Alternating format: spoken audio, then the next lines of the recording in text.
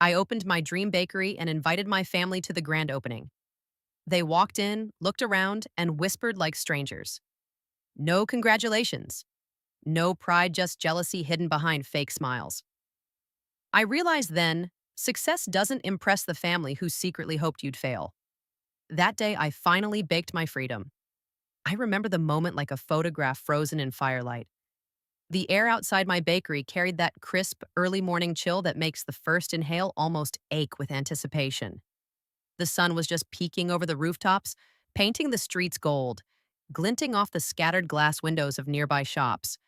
It smelled like coffee and wet asphalt, the faint scent of bakery ovens from the shop next door weaving in with the city's usual hum of cars, distant voices, and the occasional bark of a stray dog. I inhaled deeply, letting the smell of possibilities settle in my lungs, a quiet mantra running through my head. Today, this is mine. Like what you see. Hit like, spread the love by sharing, and subscribe so you never miss an update.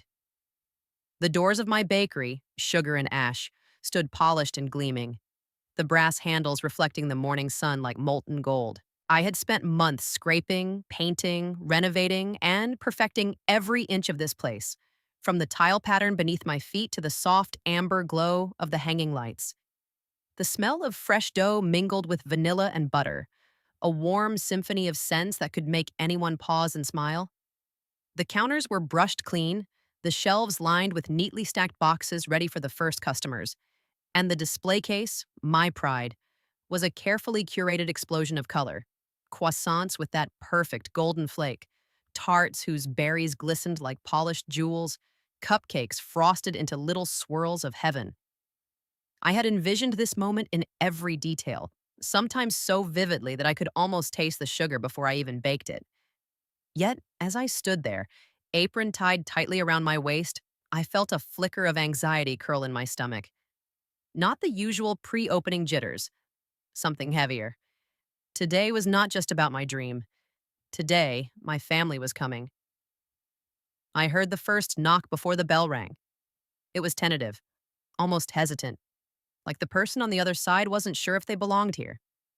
I opened the door, and there they were, my parents and my sister, standing shoulder to shoulder, each wearing a smile that didn't quite reach their eyes. Their eyes were cold, distant, scanning the space as if it weren't mine but some exhibition they'd been dragged to unwillingly. Wow, this is nice, my father said, voice tight, clipped. My mother's lips were pressed together so hard I thought they might crack. And my sister, well, she tilted her head slightly, a practiced curiosity hiding what I knew was barely concealed contempt. Thanks, I said, my own smile trembling like a leaf in a sudden gust of wind. I. I'm glad you came. They stepped inside slowly, their shoes squeaking slightly against the freshly polished floor. I noticed the way their eyes darted from the walls to the display case, lingering perhaps a second too long on the glimmering tarts, as if they were trying to measure the worth of my success by the numbers on the tags rather than the sweat, late nights, and sacrifices that had built this place. You really did all this? My sister asked, her tone dripping with disbelief. I mean, it looks expensive. It wasn't expensive, it was priceless. The result of years of saving, working odd jobs, being underestimated at every turn, being told I'd never make it. And yet, here it was, my dream, baked into reality. Yeah, I said, forcing a laugh. I did it myself. I thought about saying more, telling them how many nights I stayed awake kneading dough while everyone else slept comfortably in their own worlds, but I didn't. I didn't want to give them the satisfaction of watching me fight for their approval. I realized then that this moment wasn't about them at all. It never had been. They murmured among themselves, soft whispers that made the hair on my neck stand on end. Words I couldn't catch, but the tone, oh, the tone, spoke volumes. I recognized it immediately. Jealousy. That bitter, sharp taste of envy that they had hidden behind their smiles for years. I had known it existed, of course. I had felt it every holiday, every family gathering, every friendly comment about my choices, my career, my ambition. But hearing it like this in the space I had built for myself twisted something in me. I took a step closer to the display, gesturing toward the shelves. Would you like some coffee? Or maybe a croissant? I tried to keep my voice light, almost professional, like the nervous barista greeting a customer for the first time, but my heart was hammering in my chest. They nodded, muttering polite refusals. I poured myself a cup of coffee anyway, savoring the aroma, feeling the warmth in my hands, letting it anchor me. I watched them drift through the bakery, their eyes scanning everything, not with admiration, but with evaluation. They weren't here to celebrate me.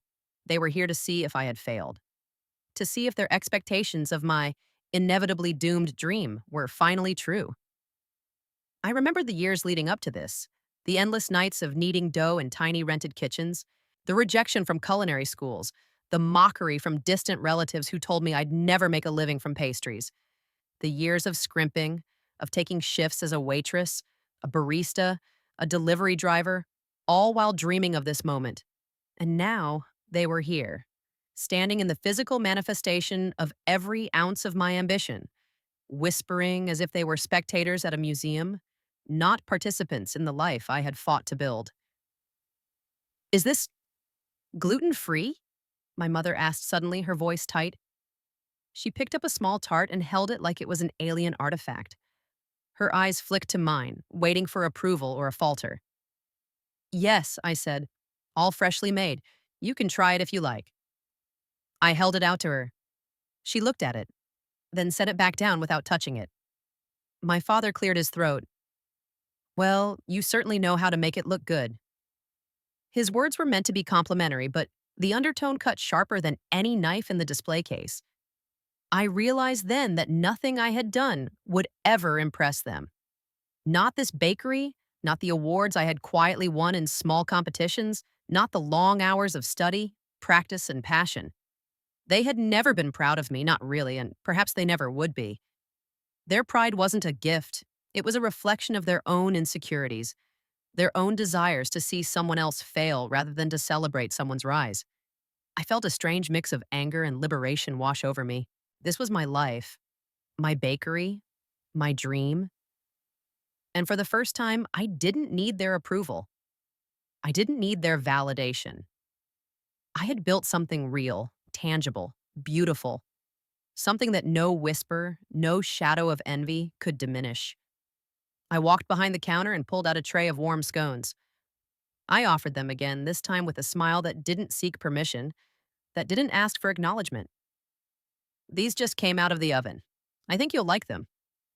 My sister's eyes narrowed slightly, her lips twitching into what was almost a sneer. I guess they look okay. Her words were careful, measured, but the undertone was unmistakable. She was testing me, trying to see if my confidence would crack. I placed the tray down, ignoring the stab of disappointment. I had learned long ago that some people simply couldn't celebrate you without feeling diminished themselves. Their failure to see your success as something beautiful was a reflection of their own limitations, not yours. The door chimed again, and a regular customer wandered in, oblivious to the tension hanging thick like sugar dust in the air. The bell's cheerful ring broke the momentary spell of discomfort, and I felt a small, almost imperceptible relief. Life, ordinary and persistent, continued outside the idam bubble of family judgment. I served the customer, chatting lightly about the pastries and the new flavors I had been experimenting with. Their laughter and delight were a balm to the sting that my family's presence had left behind. I realized that validation, real validation, came in the form of people who recognized effort, passion, and authenticity, not in the hollow echoes of familial envy. When I turned back, my family was lingering near the corner of the bakery, their whispers now just barely audible over the hum of conversation. I caught snippets, comments about how she must have had help, probably spent a fortune, not sure she's ready for this. Every word was a reminder of the gulf between their perception and my reality, and yet, oddly, it felt like a release. I didn't need to fight them anymore. I didn't need to explain, to justify, or to seek acknowledgement. I simply existed in the space I'd carved out for myself, and that was enough. Later, as they prepared to leave, I followed them to the door, offering polite goodbyes. Their smiles were tight, their steps hesitant. No congratulations. No warmth. Just the faint trace of something they couldn't hide. jealousy, disappointment, the unspoken wish that I had failed instead of succeeded. As the door closed, behind them, the quiet of the bakery enveloped me. I walked slowly to the display case, running my fingers over the glass, over the fruits of my labor. And in that quiet, in that moment, I felt a weight lift off my chest. I realized something profound. Success isn't measured by approval. Success is measured by freedom. Freedom to create, to build, to rise without asking for anyone's permission. Freedom to be unapologetically yourself in a world that constantly whispers that you shouldn't be. I turned back to the ovens, the counters, the soft golden light spilling across the room. I smiled, a real, unguarded smile. This bakery, this dream, wasn't just my achievement. It was my liberation. And nothing, not even the envy of those who were supposed to love me, could take that away.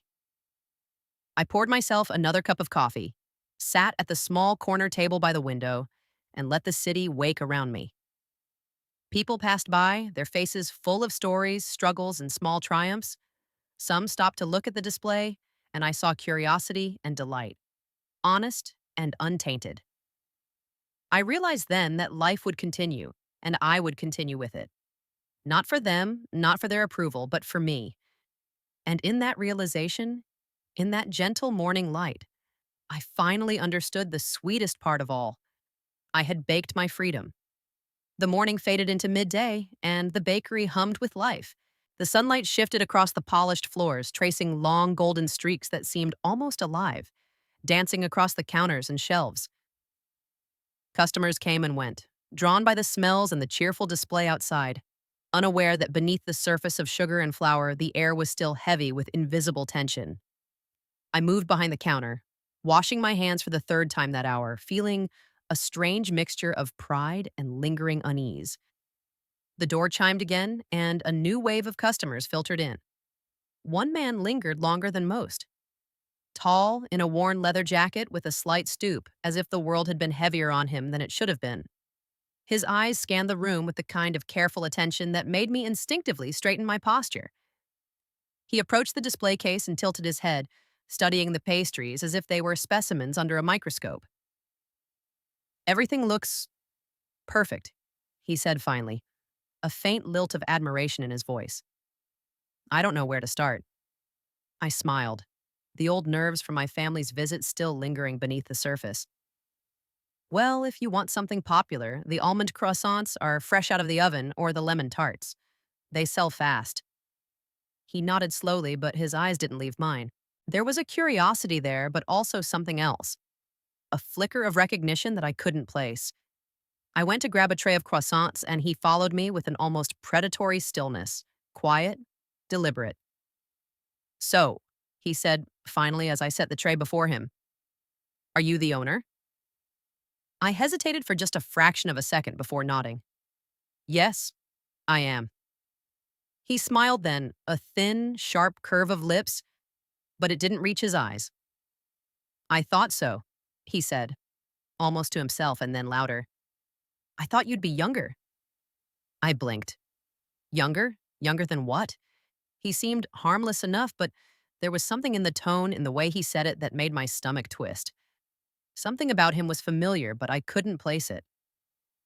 "I've always believed that passion finds a way," I said carefully. "Age doesn't always matter when you love what you do." He nodded again, but I could see the gears turning behind his eyes. He was sizing me up, testing boundaries, maybe even poking for weaknesses. I realized I was already on edge, not just because of him, but because my family's visit had left me raw. Every interaction since then felt like it was being filtered through a lens of scrutiny, judgment, and hidden agendas. "Tell me," he said, leaning closer, lowering his voice, "do you know your family really came here today?" I frowned, tilting my head. I. What do you mean?"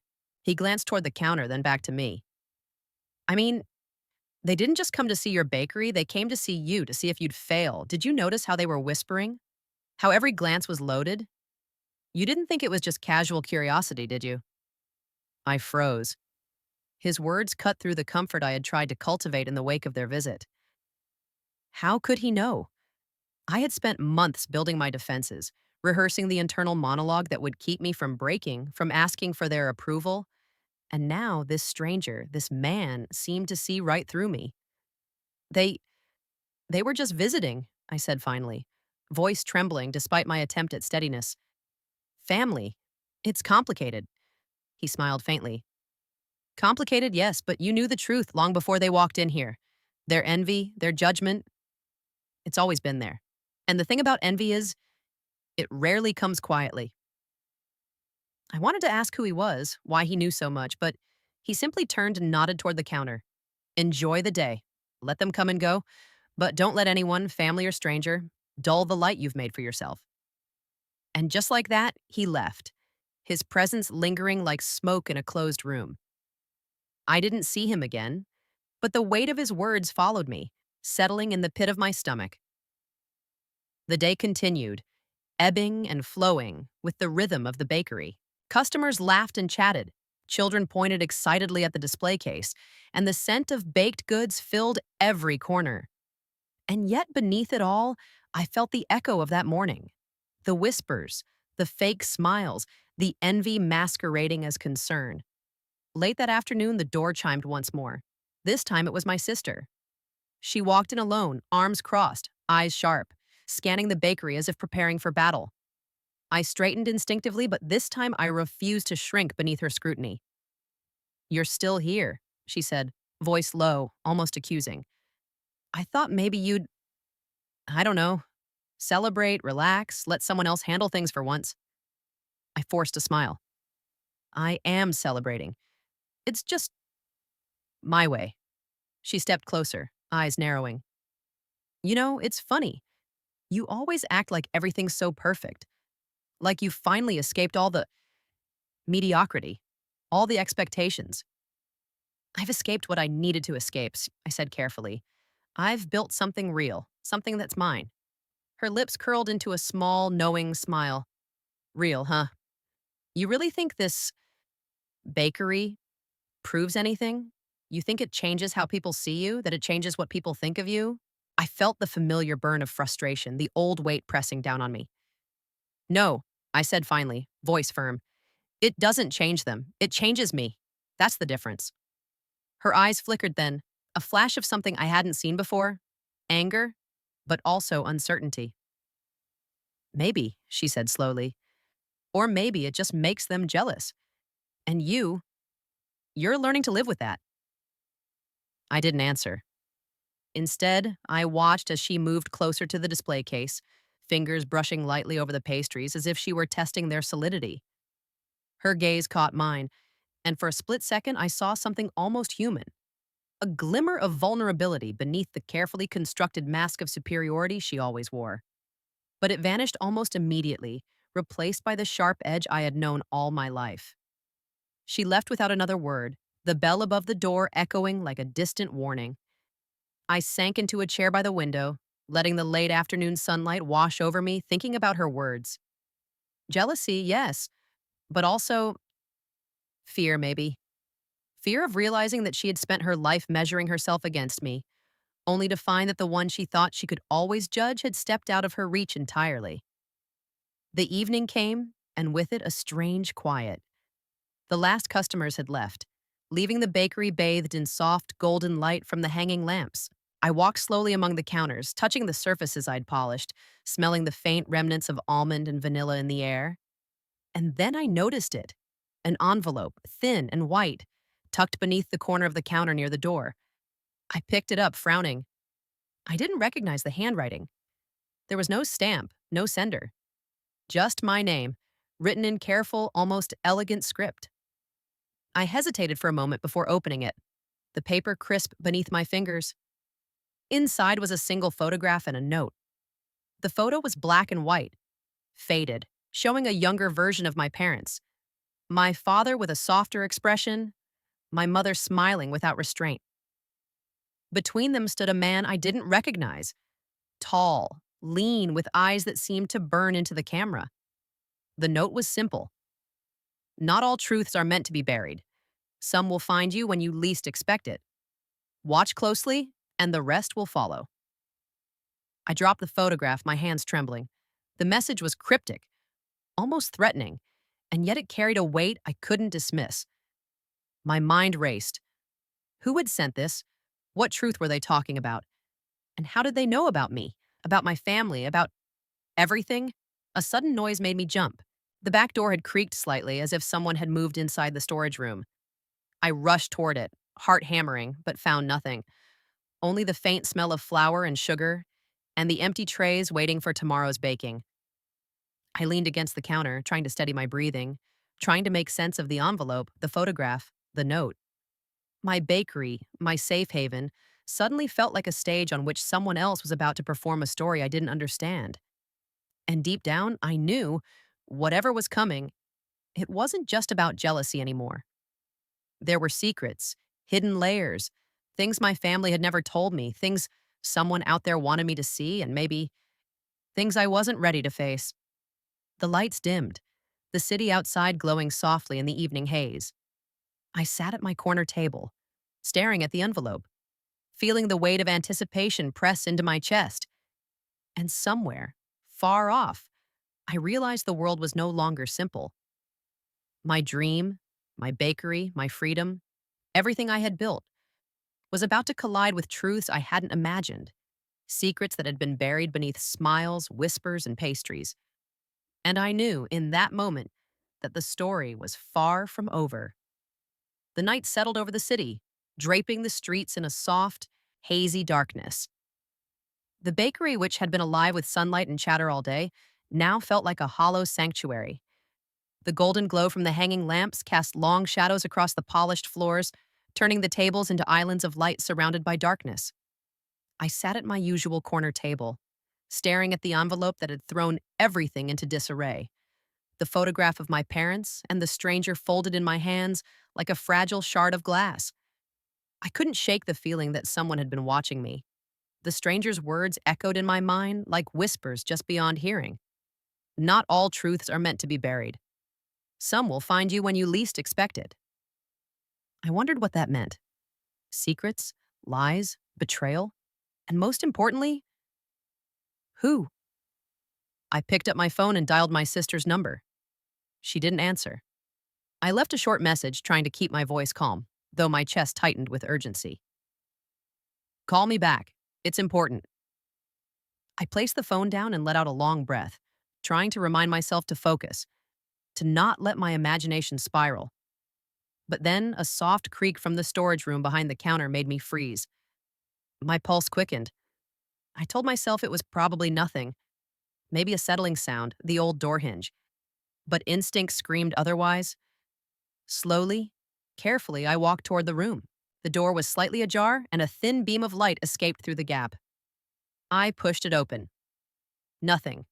Just shelves stacked with flour sacks, tins of butter, and baking trays. But then I noticed something odd. A small notebook lying on the floor, half hidden behind a stack of boxes. I picked it up. The leather cover was worn, soft, and familiar in a way that made the hair on my neck prickle. Flipping it open, I saw pages filled with handwriting. Careful, neat, deliberate, but not mine. The first page made me stop cold. It was dated years ago, decades even, and it detailed things I had never been told.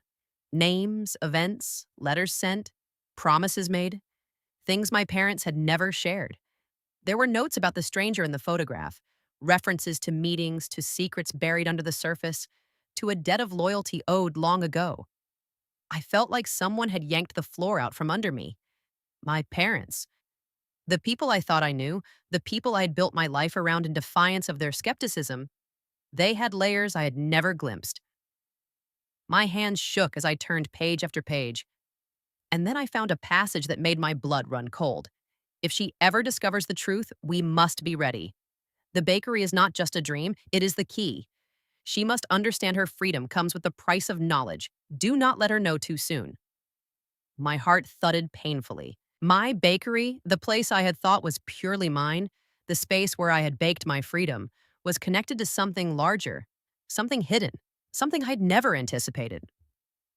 I sank to the floor, notebook clutched against my chest, trying to make sense of the words. What did it mean?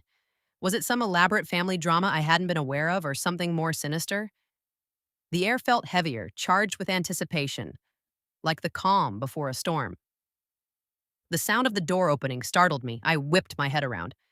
My sister stood there, silhouetted against the dim streetlights, arms crossed, eyes hard. "You shouldn't be in here," she said quietly, her voice almost a whisper, but carrying an edge I hadn't heard before.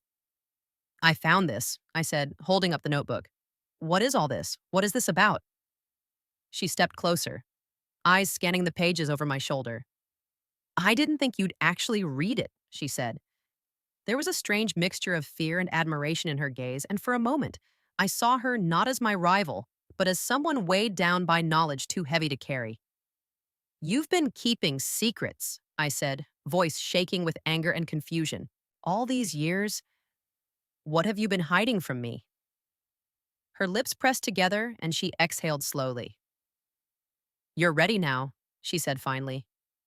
"Ready to see what they wanted to protect you from. Ready to see why the bakery, your freedom, was never just about pastries or dreams. It was about survival." I stared at her, trying to make sense of the words. Survival? What could she mean? My parents' envy, their whispered judgments, the doubts they had cast over me for years? None of that had seemed connected to danger or secrets or survival. And yet, something in her expression told me she wasn't lying. She reached into her coat pocket and pulled out a small metallic object. I couldn't make it out at first, but when she held it up, the dim light caught the edges. A key, small and old, engraved with symbols I didn't recognize.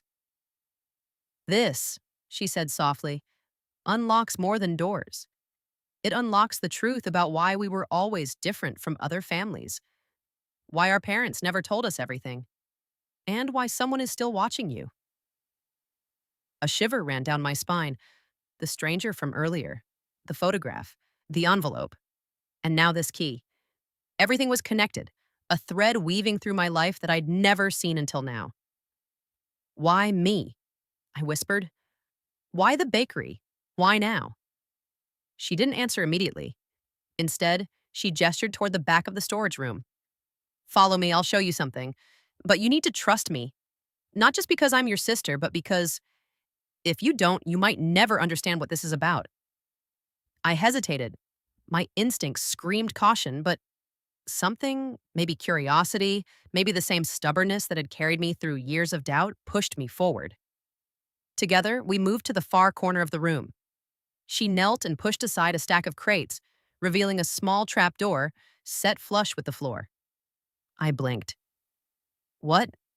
What is this?" She held up the key. "This is why your freedom is different from what you think.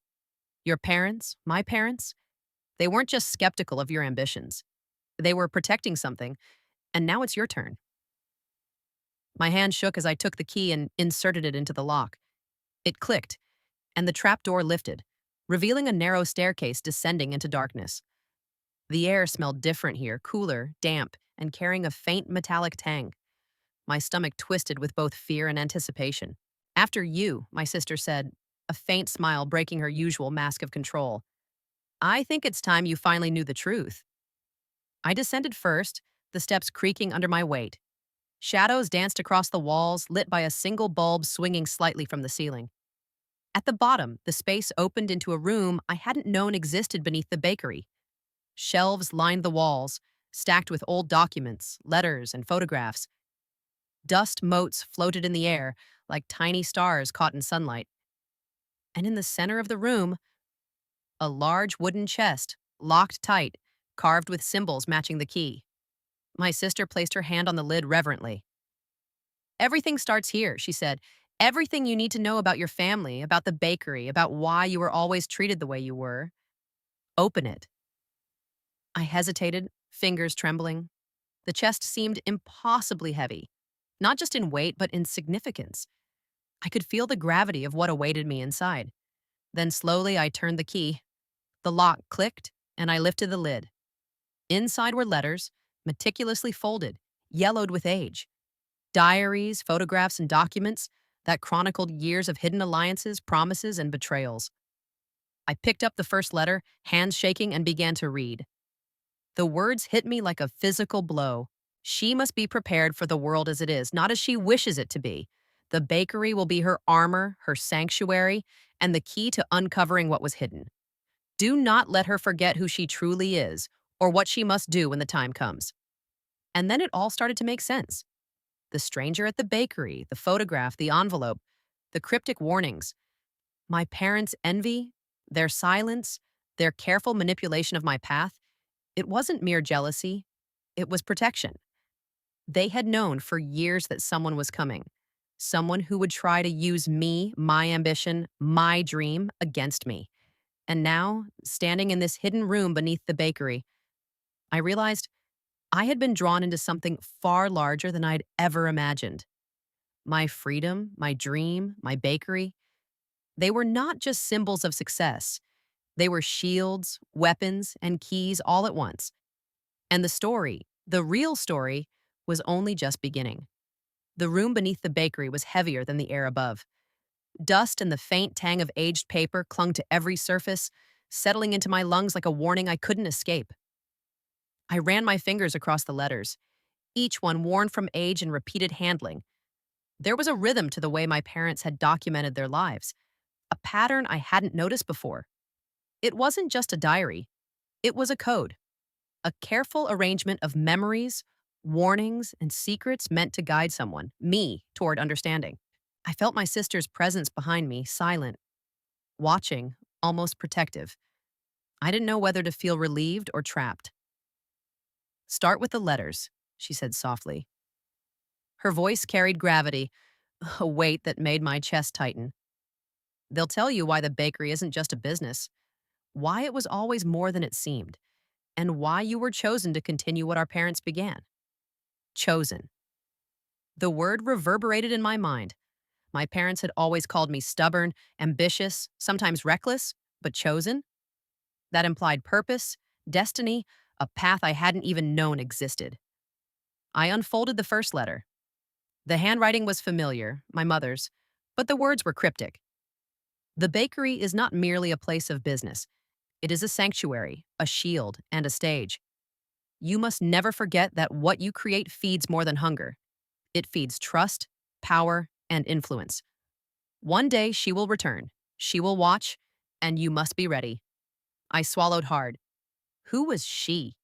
And why was I being prepared for her arrival? My sister stepped closer, her hand resting lightly on my shoulder. They tried to keep it from us, but the truth always finds a way. You've lived your life thinking your biggest obstacle was them, or maybe your own doubts. But the world outside these walls has always been bigger, stranger, and more dangerous than you imagined. I felt the floor tilt beneath me, a dizzying sense of vertigo that had nothing to do with gravity. I had spent years defending myself against skepticism, against envy, against whispers. But this was a different kind of tension, a hidden war that had been waging long before I had walked my first step into the kitchen. I picked up the second letter. The words were more detailed, almost tactical. She knows what you've built. She envies it. And she will try to claim it.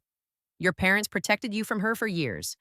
Now the time has come to face her. Trust no one blindly. Even the ones who claim to love you may be caught in her web. The bakery is your sanctuary, your armor, and your shield. Guard it well. I felt my heartbeat accelerate. Someone was coming. Someone who wanted what I had built. And my parents had known. All these years, their cold glances, their whispered criticism, they were preparing me, shaping me, without me realizing it. I I don't understand, I said, voice trembling. Who? Who is she? My sister's eyes darkened, and for a moment I thought she might pull back, retreat into a silence I couldn't penetrate. But instead, she stepped forward and grabbed another letter from the chest. She unfolded it carefully, as if the paper itself were fragile enough to break under truth. Your parents called her the Watcher, she said quietly. She's always been in the background, orchestrating events, observing. Some would say she's family. Others, someone older, more powerful. The one they feared could unravel everything if we weren't careful. I felt a chill run down my spine. Family? Or predator? Who could carry that kind of influence, that kind of shadow presence? And why had she never revealed herself until now? The letters went on, each one more specific than the last. They described meetings in abandoned warehouses, coded letters sent across cities, and a network of alliances my parents had maintained to protect something larger than any of us could understand. And through it all, my bakery had been a symbol, a beacon, a line of defense. Every pastry I baked, every customer I served, was a step in a carefully choreographed dance of protection and preparation. I staggered back, clutching the letters. This, this isn't just a bakery, I whispered. It's, it's a fortress, a shield, and I've been living in it like it's normal. My sister nodded slowly. Exactly. And now you're ready to step fully into it. The Watcher is coming. Soon. Your parents couldn't face her themselves, so they left it to you. You're the one who's been trained unknowingly, prepared unknowingly to protect this legacy. The enormity of her words pressed on me, almost suffocating. I had spent my life thinking my family's judgments were about envy or disappointment, never realizing they were a front for something much larger, a threat no one had warned me about directly. Why now? I asked, voice barely above a whisper. Why let me see all of this now? Because she's already here, my sister said, her tone grave. The letters, the warnings, the keys, they were always a countdown. You think it's coincidence the stranger visited today, or that the envelope appeared? No, she's been watching, she's testing, and the closer she gets, the more prepared you need to be. The bakery is more than a dream, more than a sanctuary. It's a stronghold. I felt my pulse quicken. My sanctuary had been a battlefield without my knowing it. Every corner, every shelf, every tray I polished and prepared, it had been a defense line. And now, with the first hint of a real threat approaching, I realized how fragile the line between safety and danger truly was. Suddenly, my sister reached into the chest again and pulled out a small, folded piece of parchment. Unlike the others, this one was fresh, almost crisp. It bore the same cryptic handwriting, but in black ink, not faded like the others. She's closer than you know. Watch the walls, watch the shadows, and never underestimate her. Freedom comes with the cost of vigilance. I dropped the parchment. My hand shook. Closer? What does that mean? Is she here now? My sister's eyes flicked toward the stairs leading to the bakery above. She's always been near. You felt it today in the way your family acted, in the stranger who visited, in the envelope. Every move has been orchestrated to guide you to this point. The moment she appears fully, everything changes. A cold dread settled in my stomach. I thought about the stranger, the envelope, the cryptic warnings, the letters, and now the parchment. Everything in my life, every late night in kitchens, every doubt I had conquered, every triumph I had celebrated alone, had been part of a path leading to something I could barely comprehend. And the bakery, I whispered, voice tight. It's not just a bakery, it's what? A trap? A defense? A symbol? All of it, my sister said. And more. It's your anchor, your weapon, your freedom. And soon, you'll see why. We sat in the silence for a long moment, the weight of the revelations pressing against the walls, the ceiling, even the air itself. I realized I'd been living in ignorance, comfortable in my assumptions, thinking the biggest battles I faced were within my family, within my own self-doubt. But the real battle was larger, older, deeper, and far more dangerous. I felt my throat tighten. I don't know if I can do this, I admitted, voice barely audible. I just, I thought my hardest fight was getting this bakery open, proving to them that I could succeed. I didn't know. I wasn't prepared for this. My sister reached out, gripping my hand firmly. You are prepared. Every late night, every mistake, every triumph, they were all preparation. The Watcher didn't know you would rise this strong, but now she's about to find out. And you will face her. Not just for the bakery, not just for your freedom, but for yourself. Her words rang true, deeper than any reassurance I had ever received. I had fought for my independence, my dreams, my very identity. And now, for the first time, I understood that the fight was far from over. My parents' legacy, the shadow of the Watcher, the hidden truths of my family. They were all part of a storm I had to confront.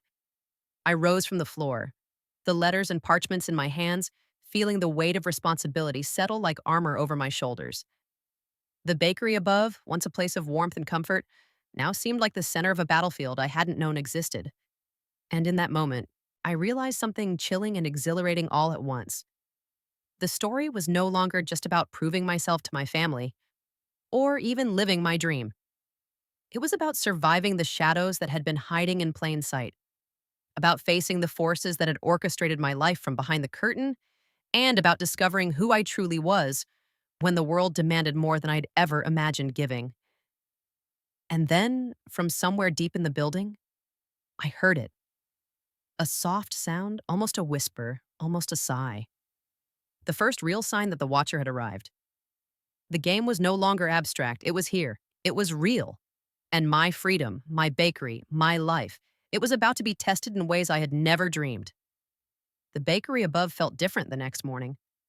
The golden sunlight poured through the windows, warm and inviting, but my chest tightened with anticipation. Every sound, the chime of the door, the faint hum of passing cars, the distant murmur of the city, felt amplified, as if the world itself were holding its breath. I had spent the night in the hidden room below, reading letters, examining photographs, absorbing truths I had never imagined. And now I knew the Watcher was here. I moved through the space carefully, every step deliberate. Flour dusted the countertops like snow, the sweet aroma of baked goods masking an underlying tension that I could almost taste. My sister was beside me, calm but alert, her eyes scanning every shadow, every corner. "She's here," she said softly. "I can feel her. Watch everything. Trust nothing."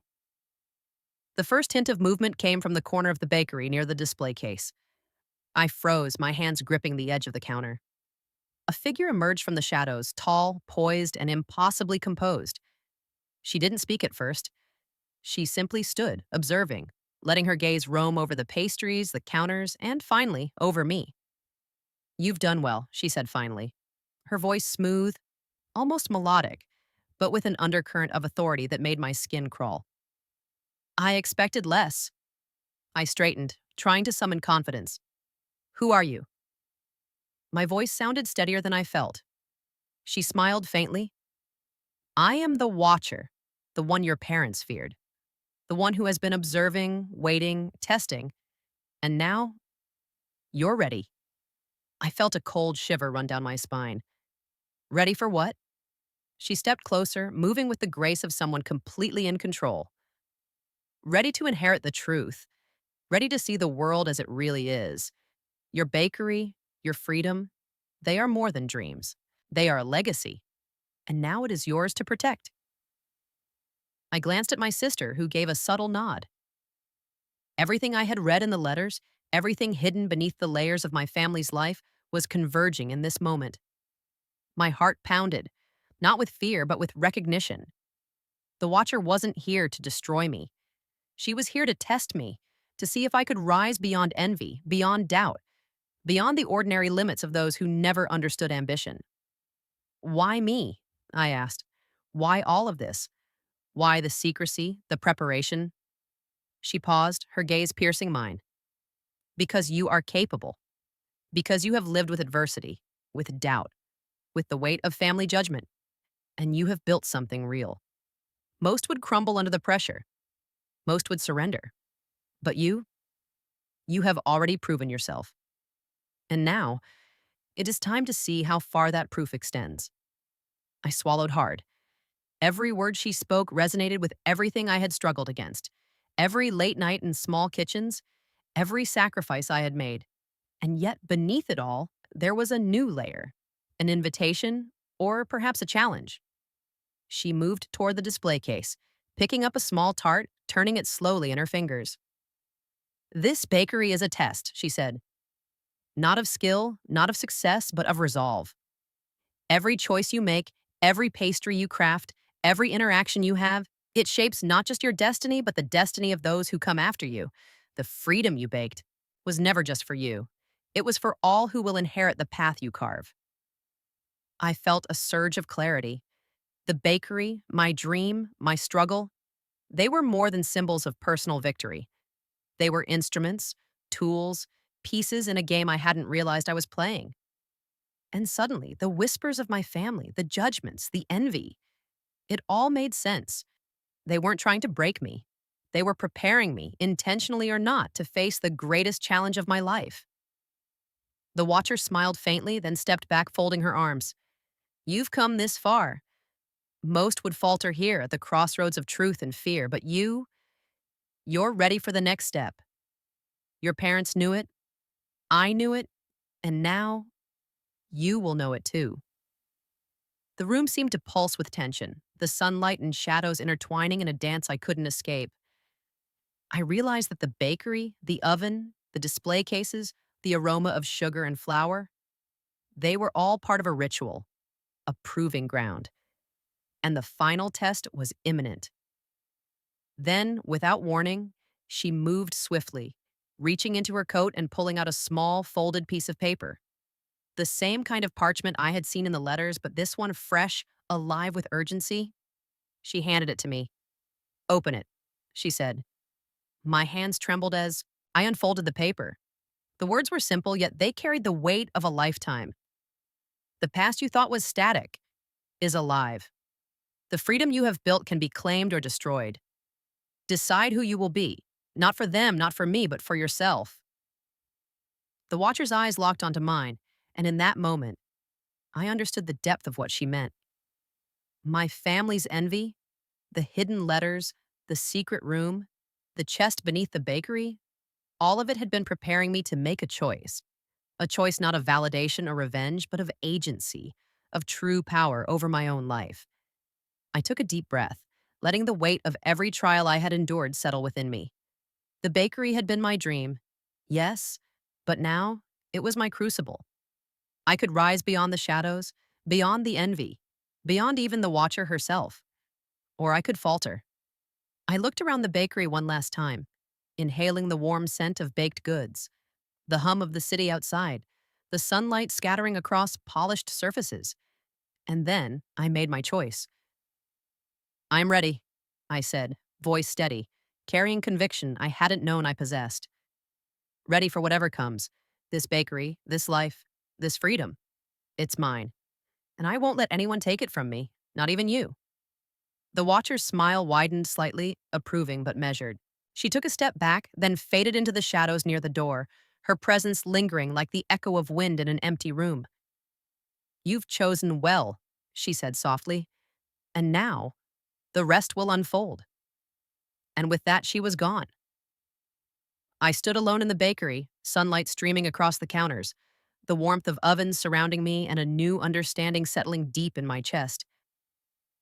The family who had whispered behind my back, the envy and judgment that had haunted me, the mysterious stranger, the hidden room, all of it had been preparation for this moment. My dream had always been mine, but now my freedom, my agency, my life were unshakable.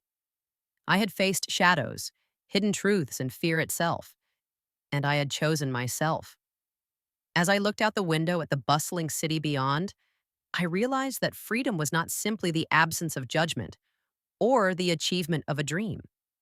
Freedom was the clarity to know who you are, the courage to stand firm in the face of envy and fear, and the strength to claim your own path, no matter how twisted, hidden, or perilous it might be. And in that realization, I finally understood.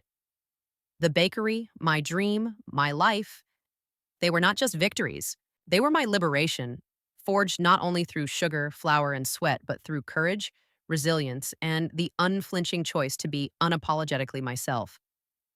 As I set my hands on the counter, the warmth of the day settling around me, I thought about the road ahead. The watcher, my family, the hidden legacies, they were all pieces of a larger puzzle I would continue to uncover. And for the first time, I felt truly free. Have you ever realized that the approval you've been chasing wasn't necessary for your success or happiness? What hidden truths or challenges might you be avoiding that could actually empower you if faced head on?